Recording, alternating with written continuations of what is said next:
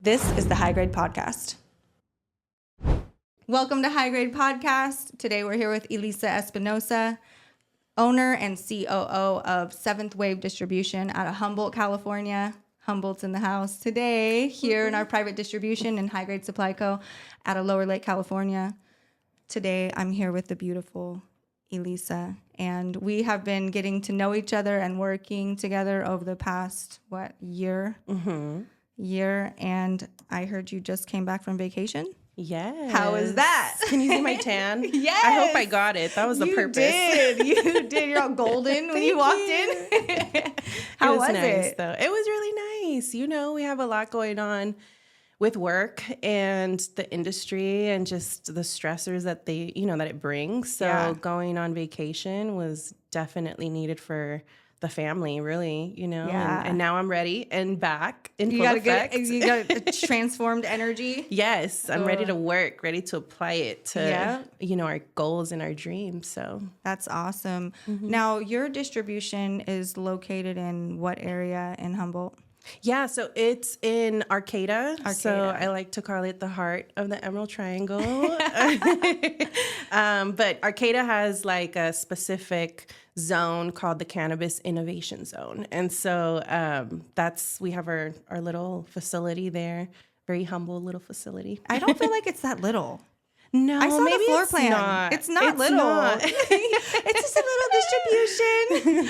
I have a manufacturing lab as well. Yeah. So yeah, you do have a manufacturing lab. We do. So you have a distribution and manufacturing lab where you guys mostly do live rosin, from what I understand. Yes. So with the manufacturing license, so we have essentially a micro business. And so that allows us to have 3 different types of usage for the license. Yeah. We have the distribution side where we can go ahead and transport cannabis right from a supplier to another distro or a retailer. And then we have the manufacturing, which allows us to basically extract and create things within the space that are solventless. So we've focused and honed in on some rosin. We have some really cool extractors on the team that have been living in Humboldt for a few decades now. So I'm really honored to have them on the team because the amount of knowledge that they bring and just craft that they bring to the work is like really inspiring.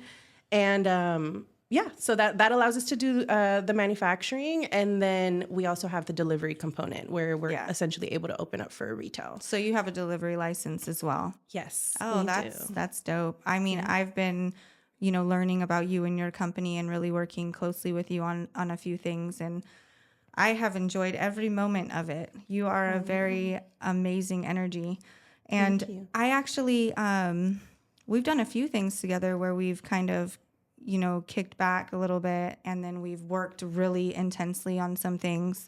And I was going to ask you, what was your first experience with cannabis? Like, first memory at all? Yeah. What's your first memory at all? I don't know some things about you. So the first time I consumed cannabis was through smoking, right? Like most of us. And I was 13 years old, turning 14. It was the summer before high school. And I was like, I cannot go into high school not knowing, not having been lit before. So you got lit? So I got lit thanks to my older sister. She was like, okay, this is like the moment, that we've been waiting for. It's like time for you to be a teenager. And this was, I guess, that, And so she had a car at the time. It was like a little bucket, and she invited some of her friends. And so I'm like this little middle schooler, about to go into high school, and I'm like ready for this moment to smoke some weed. And so she was really cautious about it and was like, okay, only take one hit because we don't want you to get super lit, and then we don't know what's going to happen. And good for her, because I got super lit that first hit. And from then on, it was like I was sold. Like, it was such an amazing experience for me, What is the experience for you? What was it? Honestly, like, it just, for me, I could describe it like being in bliss, what I mean? And it was just so cool that I had my older sister, like, safely kind of introduce me into cannabis. And it was recreational for me, you know, like after that, I wanted to smoke just to have fun. And I quickly became the school pothead. So didn't we all? No, I know, right? A lot of us cannabis women became the school pothead. Exactly. So it was fun. And I mean, like, I enjoyed it, like I said, recreationally up until I became an adult. And I had a child, right? So I had my first daughter a few years back. And within that experience, I had experienced postpartum depression shortly after having her. And so that experience it was hard for me, you know, like I knew like deep down inside that to be able to get through that, utilizing cannabis could help. But my daughter was essentially we were still breastfeeding. And so the doctors were very persistent about, don't consume any alcohol, don't consume any cannabis, and like kind of almost fear-mongered me into thinking like, okay, I can't try this, medicine. However, they pushed on a bunch of other medicines, other prescription right? meds. Yeah. And so at one point I had to just kind of look at myself and be like, you know what, like if I'm going to take anything, it's going to be something natural, you know? And so I started to what I like to call microdose cannabis, where I literally would just take like 1 or 2 hits, and that would allow me to be able to kind of go through the day. Just take the edge off. Exactly. Yeah. And it helped, like it was a hard time. And I feel like my postpartum depression lasted about 2 years, it wasn't like that's pretty significant, and to not have any entheogenic plant medicine support through that. Yeah. And it was like a light bulb, that moment that I just decided, you know what, I'm not going to listen to the doctors. I'm just going to do what I feel like I need for my body. Yeah. And it helped me, helped me overcome that really difficult time. And so, that brought me to. That's amazing. That's a great story about the way that cannabis you can use it as recreation because it's so diverse, but you can also use it medicinally when you need it. Yeah, and I think the minute that I used it medicinally, it really gave me a different perspective. You know, it changed my mindset on cannabis itself. Like, I didn't have as much gratitude and respect for it when I was just using it recreationally. And the minute that I became like a patient, essentially, it just changed my view. I had so much more respect for it. Yeah, that's incredible. I mean, all of us have our own relationship with cannabis, and it's transforms over the years. Yeah, I've noticed. Yeah, and I think that going into motherhood, I mean, it's a stressful time, especially if it's our first child. Yeah, there's a lot to learn, and there's a lot of responsibility, and I definitely think we deserve a break.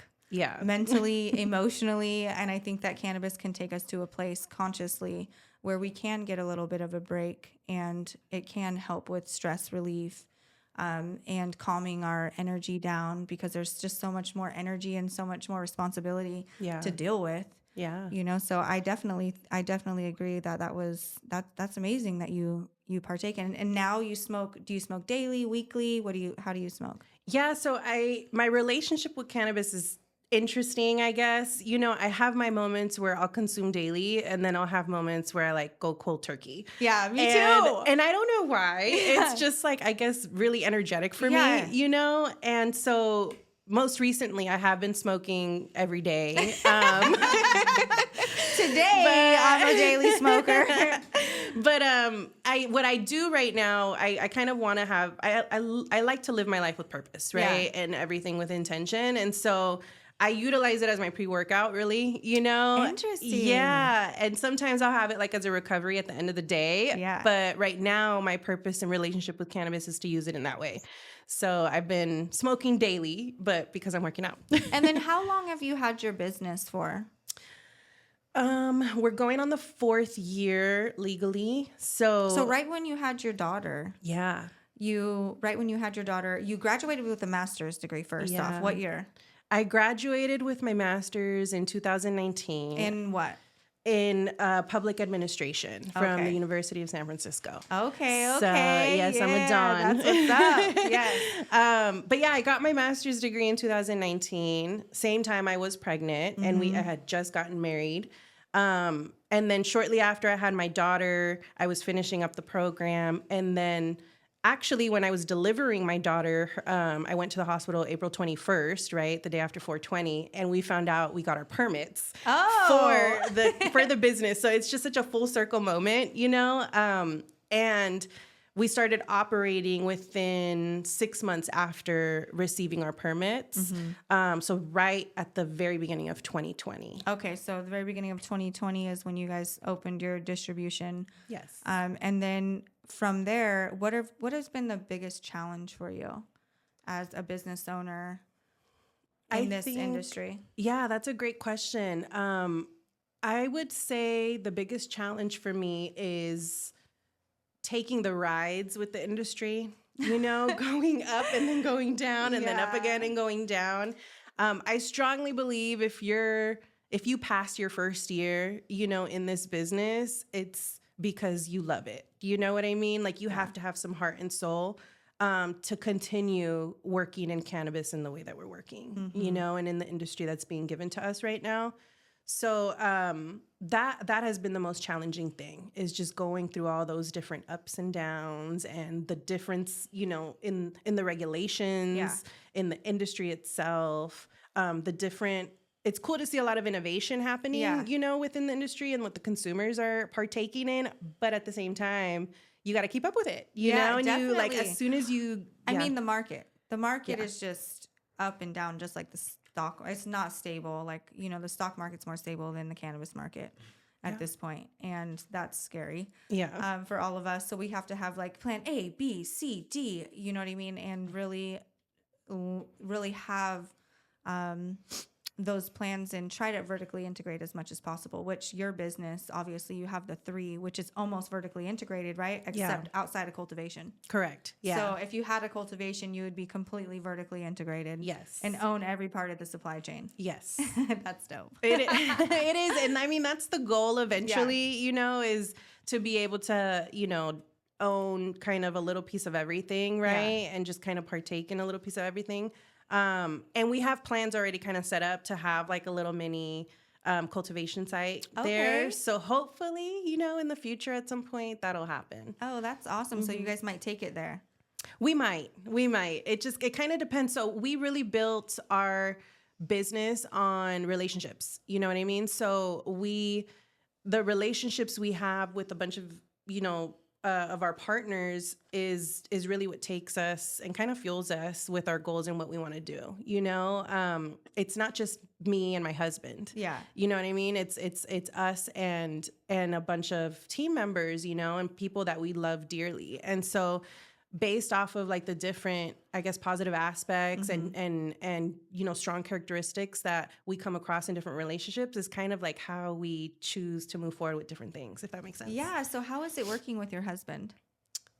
You guys are a team, right? Yes. Yeah. I mean, I've worked with you and your husband, and I'm like so impressed. Yeah. I love the way that he communicates with you and how you communicate with him. Yeah. And how it really works when you're working with other distributions, because we've done work together. Yeah. You know, we've gone and done some work together, and really, I've been really impressed by your relationship. It's actually inspiring to me as, you know, looking at you guys and how you guys interact with each other and one another. And it's been really cool. It's like, I can't wait to have you guys both on the show. Yeah. And yes, I think that's a different dynamic too. Oh, it is. You know what I mean? Like he's hilarious. And with the Jade Club, when we did the Jade Club, we did that huge dinner, you know, flower, food, and wine pairing. What was your outcome of that? How did you feel about that? I mean, because you really like managed that whole situation. Yeah, I think it was. I mean, it was an incredible situation. You know, it was an incredible experience. I was really proud. You know, like really just kind of that was the overall feeling in the end, was just I was so proud about what you and I together as women actually did. You know, we brought together industry experts, you know, like cultivators that have been in this game like for 10, 20 plus years, you know, generational winemakers, a chef, you know, and the way everything was paired, you know, based off of the terpenes and the taste of the wine and the food. It was such a good experience, you know? And I'm just proud that we were able to merge 3 different industries. Yeah, no, that was a full-on production. And I've had a little bit of time to like process it now. And I'm just like, I was so proud of you too, and just so grateful to like have you, you know, really support everything about the situation. And I was just like, wow. Yeah, I mean, it was a vision you had, and what I like to do behind the scenes is be able to organize it and bring it to life, you know? I mean, that's your specialty. Thank you. But I heard you're specializing in something else now. So you are providing consulting for other businesses in the industry now through your company. Yeah. What is that about? So the last few, I guess the last few years, I've been really learning a lot, right? Like as you do in any industry. And it's been my lifelong dream to be able to teach.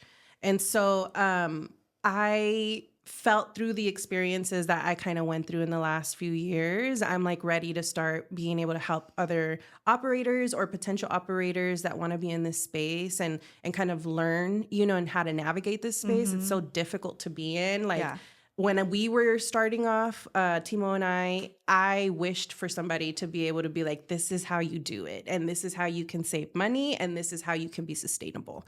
And so my idea behind branching off and just starting consulting to other business operators is really just to give back and be able to give what I wish I had, you know, during the times that I felt like I needed someone to help me. So did you, like all the rest of us, spend a whole bunch of money on attorneys and consultants? Yes. That didn't tell you shit? Absolutely. Oh my God, it was so thousands of dollars. It's so bad. Thousands and thousands of dollars spent on this. But, you know, the only way that I feel okay with it is like we spent that on our education. Yeah. And that's, absolutely. if I think of it like college, but this is like a PhD of cannabis, that would be great. The only way that I can be okay with the amount of money that I invested in attorneys, lawyers, consultants, and people to tell me how to do things when they didn't know what to do.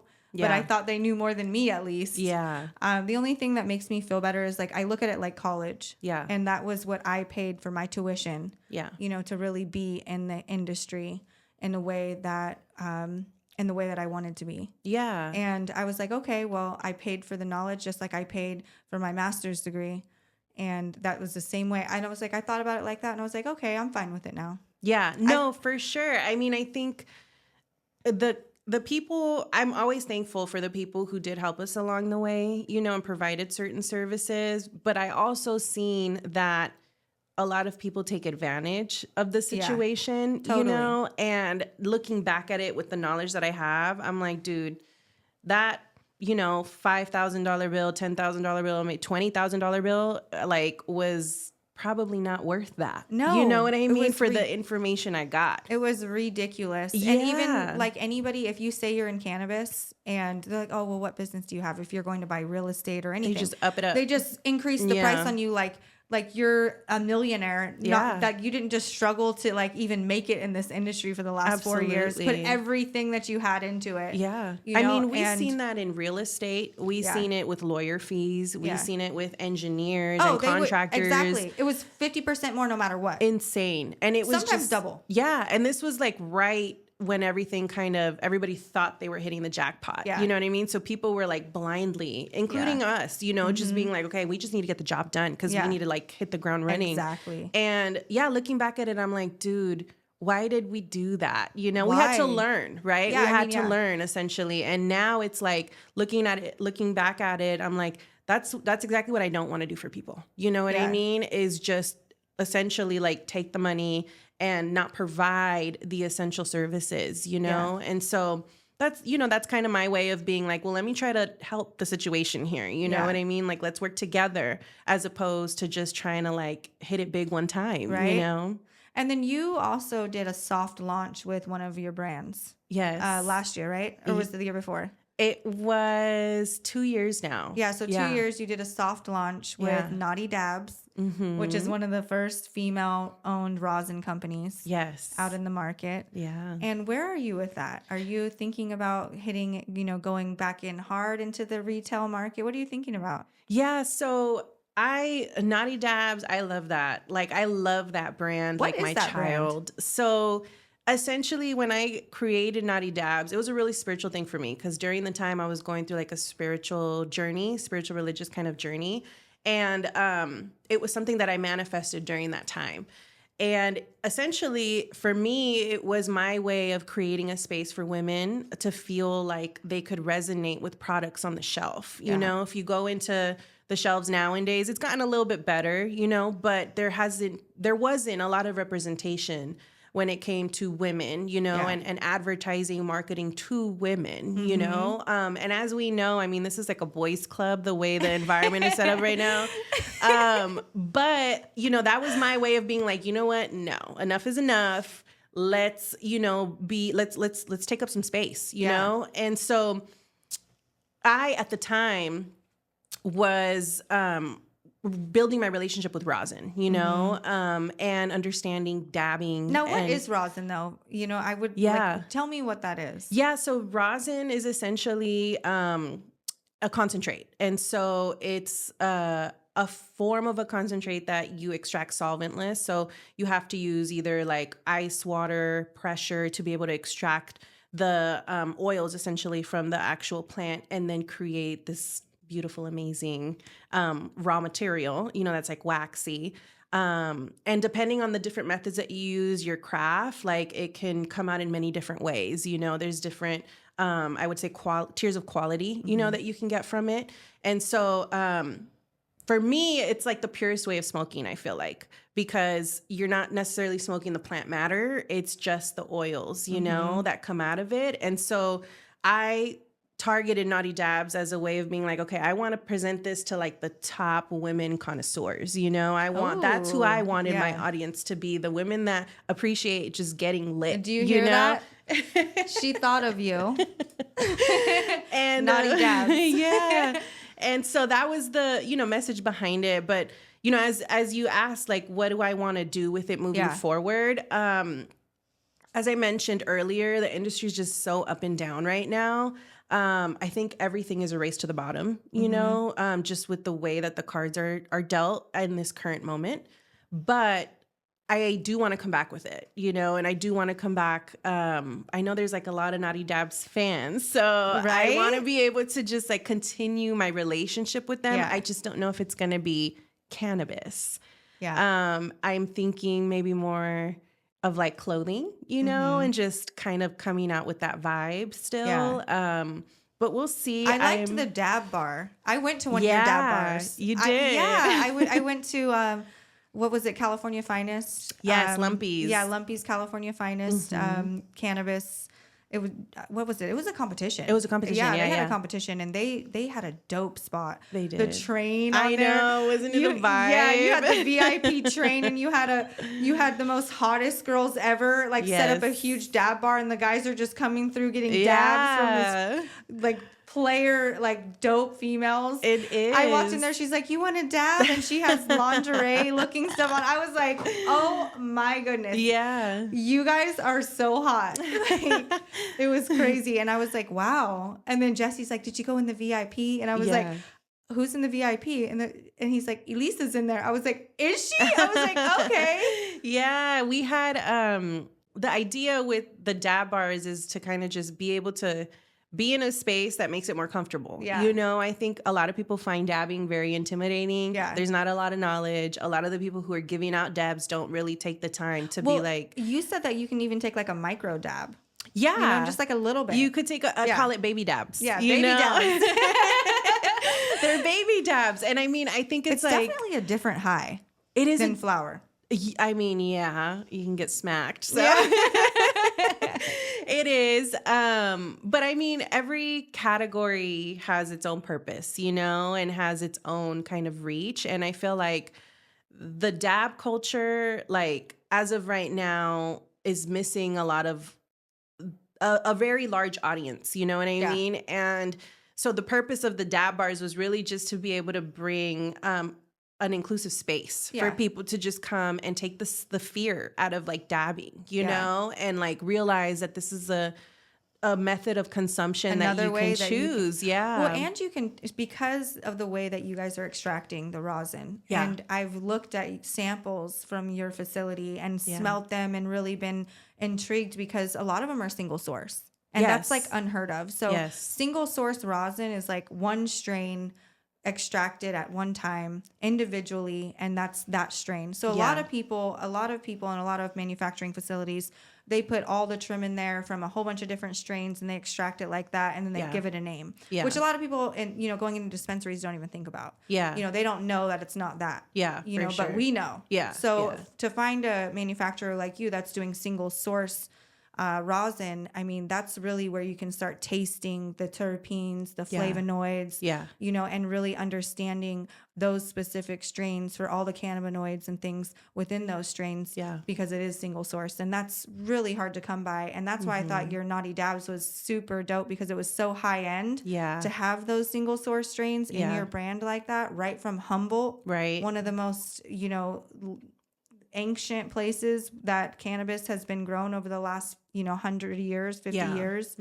I just thought it was a super fly brand. And then with your vibe, I was like, oh, yes. Thank you. Yeah. And I mean, I think the other thing that makes it very special is with our team, with Raina and John, that's the couple that essentially manufactures in our facility.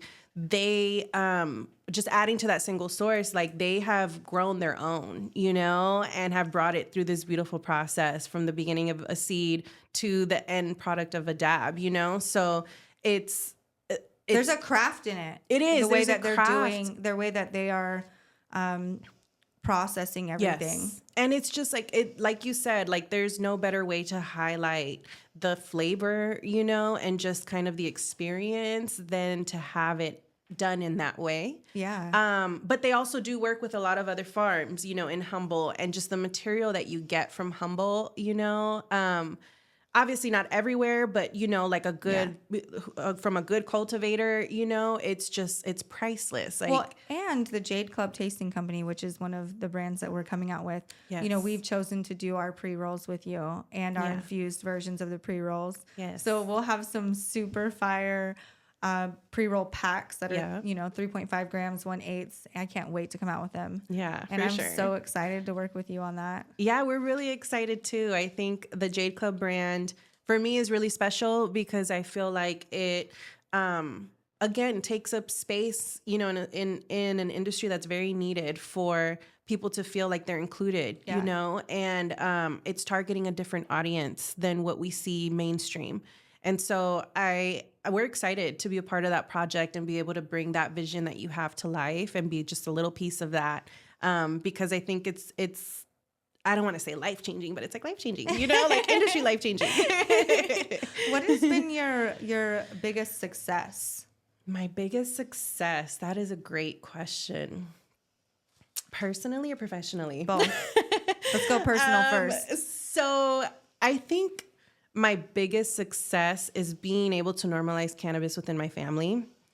That is so cool. Yeah, so we started in the industry with a fear of telling my family that we were going to be in the industry, you know? And so we had to overcome that, obviously, because we were going to put our all into this, you know?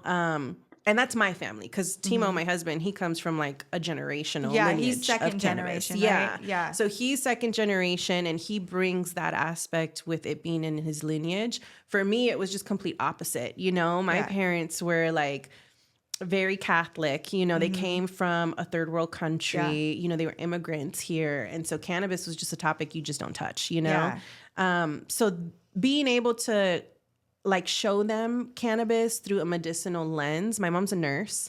So she appreciated seeing it in that way. And we showed it in that way by Timo because he was making topicals, you know, at home and just kind of giving it to the elders in our community. And my parents were able to, use those topicals, kind of see the benefits. And that's what sold them, was being able to bring this plant into a different light for them in their eyes. Yeah, and I call that like my biggest success within the industry, because my dad now eats gummies. Yeah, you broke through the stigma, Yes. and now they're able to partake in things that will help them without side effects. Exactly. That's amazing. So the plant medicine component to your family was like a gift and a success in your. That's beautiful. Yeah, thank you. That is so beautiful. What about professionally? Professionally, I think my biggest success is being a woman in cannabis. Like, just point blank. You know what I mean? Being in this industry is so damn hard. It's like, really, like, to be able to just be in this society as a woman can be very difficult, let alone in a very male dominated space, is nerve-wracking for a lot of people, a lot of women, And for me, I had to overcome just, being uncomfortable in these spaces. And I did, you know what I mean? Like, I had to learn to own it. You know what I mean? I had to learn to be like, I'm going to take this space and you talk to me and I give you the decisions, you know what I mean? And so just coming into that, has been my biggest success, really. Yeah, I mean, you're the COO. Yeah. So you are operating your entire company. Yeah. That's crazy. Yeah, and it's just like, it's interesting to see, because, you come across different personalities, and some people embrace it and some people are really closed off to it, Yeah. Have you ever had anybody be like, I don't really want to work with you, and you felt like it was because you were a woman? I've never had them say straight up, I don't want to work with you, but I've witnessed many times them wanting to work with Timo over me. Yeah, even though I'm like the brain that fuels everything, like, and so and I know, you know what I mean? Because when I have the conversations, the attitude or the body language is a little more dry, you know what I mean? Versus when Timo's having it, they're all of a sudden fully engaged, you know what I mean? And so I've been in those situations. But what I've come to terms with is, as long as I get paid by you, I don't care. Yeah. You know what I this mean? Is business. Okay, you don't want to talk to me? Fine. You don't have the luxury to talk to me. Talk to my husband and I'm still gonna get paid. Okay. Like, that's what's up. No, for real though. What if you could give any advice to young women wanting to get into the industry? Yeah. What would it be? I would say, don't be scared. I would say go for it. Stick your ground, and then also like build relationships, there is women out there to build relationships with in this space. I think that's such an important, I think that's such an important perspective to talk with about young women, because when you really think about, if you want to have a business, if you want to create money, if you want to have these things, relationships, money and cash flow is a byproduct of relationships. Yeah.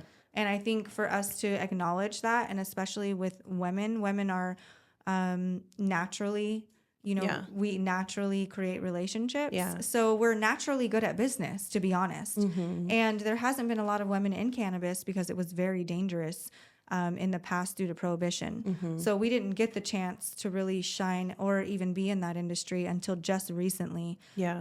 Over the last 20 years.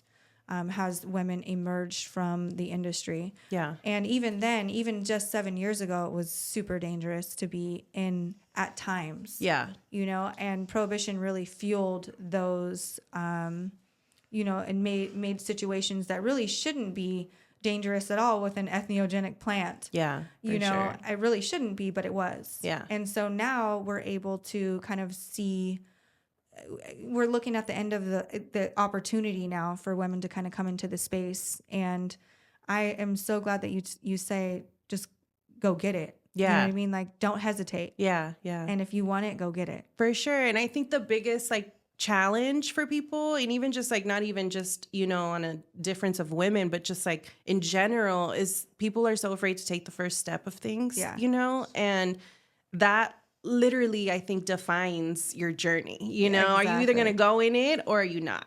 Now, I know that you are a 2-time Emerald Cup judge. Yes. Right? Yes. So this year you judged the pre-roll competition. Yes. And how was that experience? Yeah. So since I've been in the Emerald Cup, I've only judged the pre-roll competition. And it's quite an experience. Like every single year, and mind you, Timo has done it for like the past 4 years. So Okay. I've been able to witness that his like first initial experience and then come into it. But every year is different. You know, every year it's like Christmas. Like because it's so exciting to see the innovation, you know, within the industry and what people are creating, and identifying the very like heavy hitters, you know, and like good craft versus the rest. I mean, if you haven't noticed, I'm like a fan favorite of craft, and Yes, you are. you know, and just kind of like certain products that really bring that element of clean, that bring that element of love, you know? And so identifying that within the competition is my favorite part, you know, is just seeing like within the product, within the experience, within smoking it, you know, you can tell if something was made with love, if it was carefully thought out, you know, if it was carefully curated. You can just tell. And so that is my favorite part of it. Every year there's something new, you know, every year there's something different. And it's just such an honor, you know, to be able to just like try all these different SKUs. How many entries were there for the pre-roll competition this year? This year I believe there was like about 40. 40 so entries? 40 entries. Last year was about 60. So this year I would say is probably the lowest that I've seen. I mean, but that's not a surprise given the state of the industry, you know? So I still think people really showed out. And you then know? who actually won the pre-roll competition, first, second, and third? Do you remember, or at least first place? I don't remember. We couldn't make it to the end of the show, so we didn't see it. But I know for me, the Dunks was like a really good What hash. was it? Dunks? Dunks, Oh, yeah. okay. They're a hash hole. They're a hash hole, yeah. Oh, interesting. So they So that had was a your really top good pick. one. Yeah, and I want to say that they did win either first or second place, something. Okay.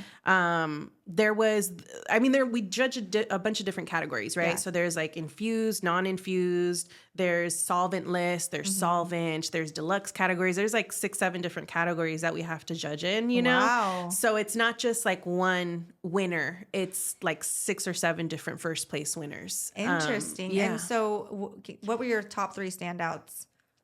I really liked, me personally, there was a brand called Weed Love, and they had a Halle Berry strain. It was delicious. I loved that one. So that one rated really high for me. I liked the Dunks, like I said. Yeah. They entered like 2 or 3 different ones. Okay, And okay. so All of them they were all good? scored high for me. my Yeah, goodness. they really did. Yeah, those were like the top standouts for me. Did you see any pre-rolls that you were like, eh? Yes, many. Really? Yes, Oh my there's God. many. So out of the 40, how many were like, eh? Like not cutting it? If I'm being honest, maybe like 85%. Wow. Yeah. Really? I mean, I find it really hard to find a good pre-roll in the dispensaries. It is difficult. Like- and I think as a consumer, you can't just go in blindly. Like you need to do your research, and because you have to know the brand that you're buying from. yeah, you have to know who it is. And it's about loyalty right now, Yeah. because you can go in there and just be given some nasty Some shit. swag, some Yeah, Bammer. literally. Straight Bammer weed in the Literally. dispensaries, in the pre-rolls, huh? Yeah, and there was a lot of I nasty know. shit in the competition too that I was like, I'm sorry for my lungs, you know? Oh, Like, no, yeah. really? Yeah. So I mean, I really like a few brands, but I would say about 80% of the pre-rolls that I bought, I feel like it's trim. yeah. I feel like they used close trim to put into the pre-roll rather than like smalls or buds. Yeah. And I can taste it, the leafy taste. Yeah. And then they kind of try to cover it up with concentrate. Yeah. And then it's just like, what is this? You know what I Yeah. mean? Because the trim sometimes is all different flavors as Yeah. well. It's like a whole bunch of different strains of trim. Right. And then they put another concentrate on there that's all different strains as well. Yeah. So then the effect of the actual, pre-roll is super crazy. Yeah. Because yeah. it's not clean. No. You know what I mean? It's not single source anything. Yeah. And so you're just kind of like going with a I guess how they would say it. It's a like wild card. a wild card, or they're like making soup. You know what I mean? And now that I yeah. understand the supply chain and the industry, now I can see how, this is really a way to create products. You know what I mean? Like you create products within the supply chain, and some of the products just aren't quality. No, not at all. I mean, you can tell, there's obviously different audiences, right? Yeah. Like you have your value audience, Yeah. you know what I mean, that appreciates a good value for what they're Yeah. getting, compromising sometimes the quality, Yeah. and I think there's a space for it, but I also think like some of the shit that's out there is just, it's not acceptable. You know what I Oh my mean? gosh, Like really, because yeah, I mean, when we really talk about the industry, Yeah. especially these like infused pre-rolls that have like disty, in it, like I'm scared to smoke that shit sometimes because I'm like, just given the way that the disty market is right now, Yeah. and what it's going through, like I feel like I can't trust anything. Yeah. You know what I mean? And so it's important to know your research. It's important to know like It's what important brand. to know who you're buying from, and that you Yeah. can trust them to come out with a quality product. Yeah, for sure. I really do believe that as well. I'm really not impressed with a lot of the work that I see in the dispensaries. But also, we're pretty picky, Yeah. at high grade. Yeah. So we're pretty picky, and not everything is going to make our menu. Yeah. And I did want to show you this. So this is brought from the Cowboy brand. Shout out to the Cowboy brand. And that is it's an acai mint.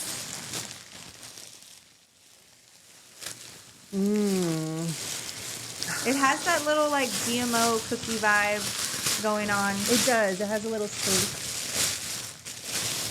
But it has a little sweet too. Yep, it does have a little sweet. This is an ICC. And these are both depths.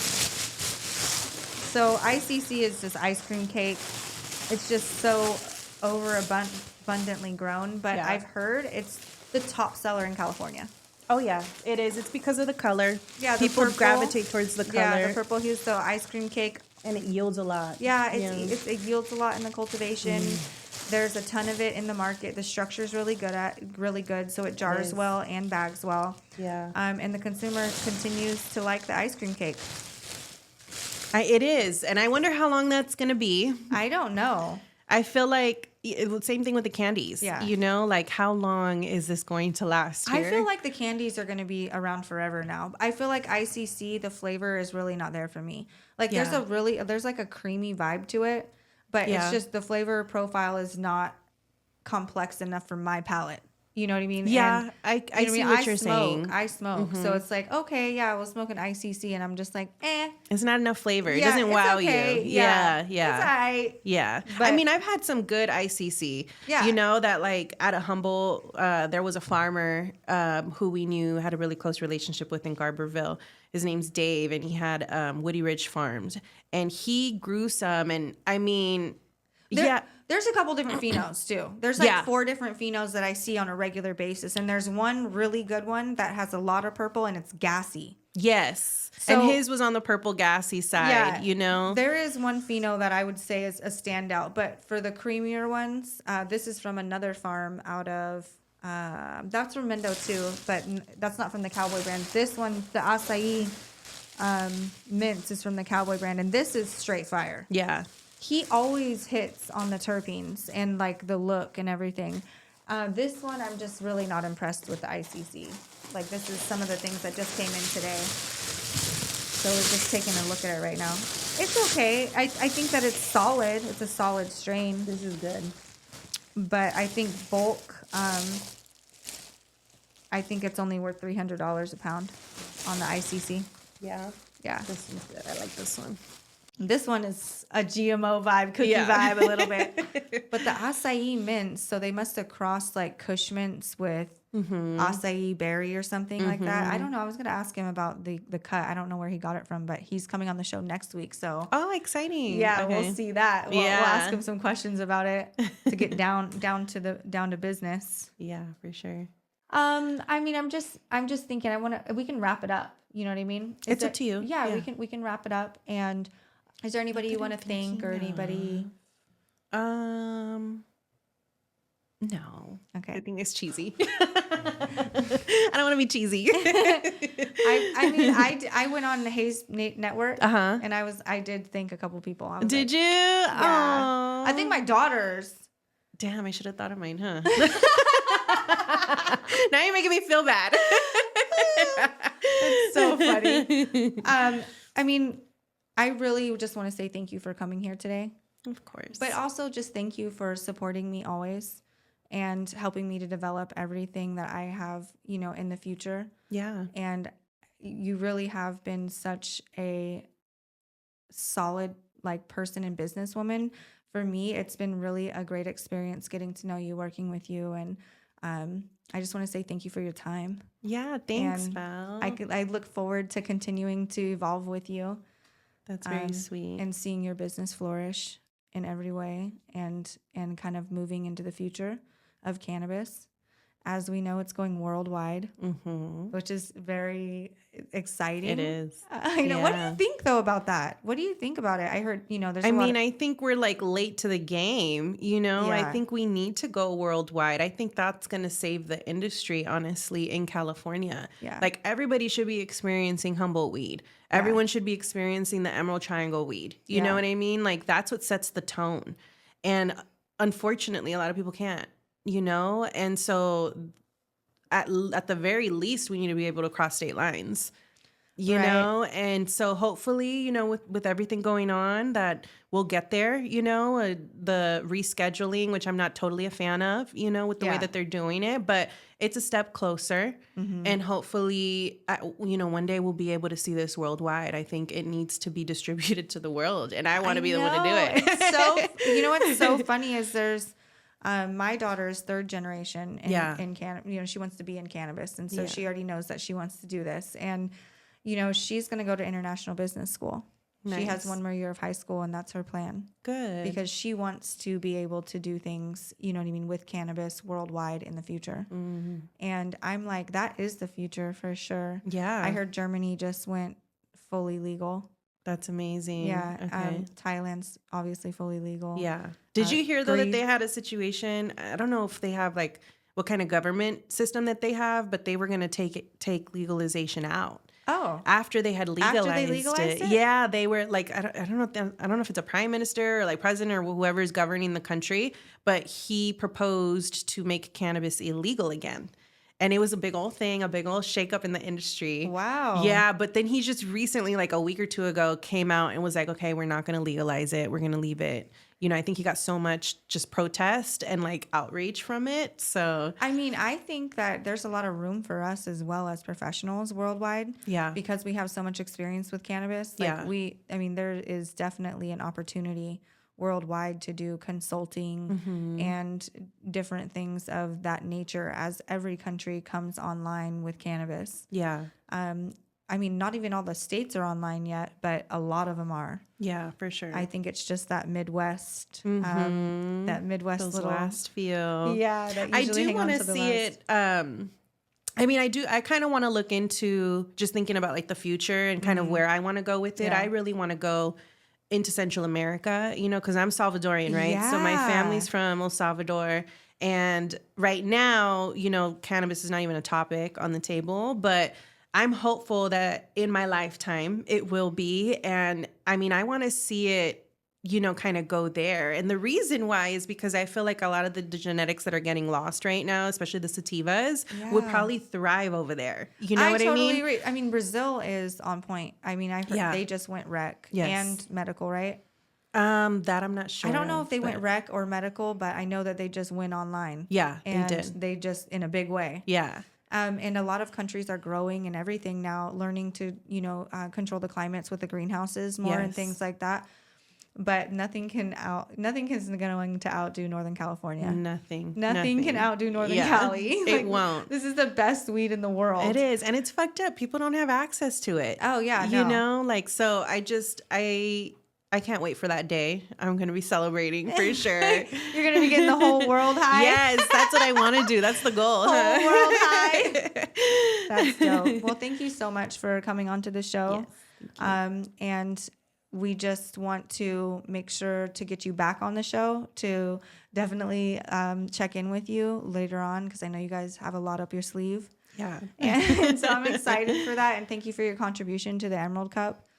And everything that you do. Thank you so much. Thank you, Val. And you don't have to put this on, but I do want to say I really appreciate your words of me and just kind of like how you view me as a businesswoman. It's like really nice to hear that from you, like especially you, because I admire you and I'm inspired by you and what you do and what you've accomplished, you know? And Thank you so much. it really means a lot to me to hear that from you. Thank you so much. It was good. High five.